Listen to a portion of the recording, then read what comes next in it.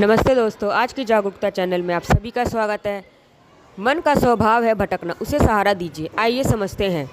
मन को केंद्रित करने का सबसे सरल तरीका है जप करना। जप का अर्थ है किसी शब्द या मंत्र को बार बार दोहराना। जब कोई शब्द या नाम दोहराना ही है तो क्यों ना परम सत्ता के नाम का जप ही किया जाए। जप 3 प्रकार का होता है। मानसिक जप में मन ही मन दोहराते हैं और इसे केवल हम सुन सकते हैं। यह जप का सबसे उच्च स्तर है। उपांशु जप में होठ हिलते हैं लेकिन ध्वनि नहीं निकलती और केवल सिर्फ हम ही इसे सुन सकते हैं। वाचनिक जप में हम अपनी आवाज़ से मंत्र का उच्चारण करते हैं। यह जप का सबसे साधारण रूप है। मन का स्वभाव ऐसा है कि वह किसी भी चीज़ से जुड़े बिना रह नहीं सकता।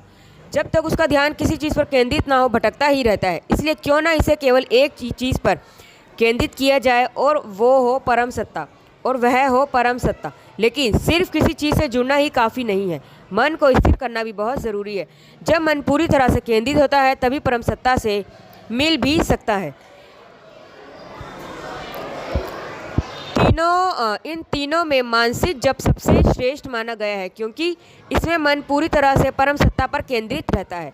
जब हम जप करते हैं तो सिर्फ नाम नहीं दोहराते बल्कि उस सर्वसत्ता की उपस्थिति को स्वीकार करते हैं। इस समर्पण को ही नमः कहा जाता है। यानी जब हम किसी को नमः कहते हैं तो उसकी सर्वोच्चता स्वीकार कर रहे होते हैं।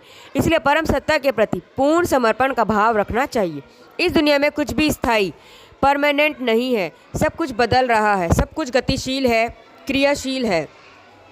इसलिए इसे जगत कहा जाता है, जिसका अर्थ ही होता है जो निरंतर गति में है। लेकिन इस निरंतर परिवर्तनशील संसार में कोई तो ऐसा बिंदु होना चाहिए जहाँ सब कुछ जाकर रुक जाए। कोई ऐसा अंतिम लक्ष्य होना चाहिए जहाँ सारी गतिविधियाँ समाप्त होती हों और हर मनुष्य ऐसी जगह पहुँचना चाहता है जहाँ उसे ऐसा विराम मिल जाए।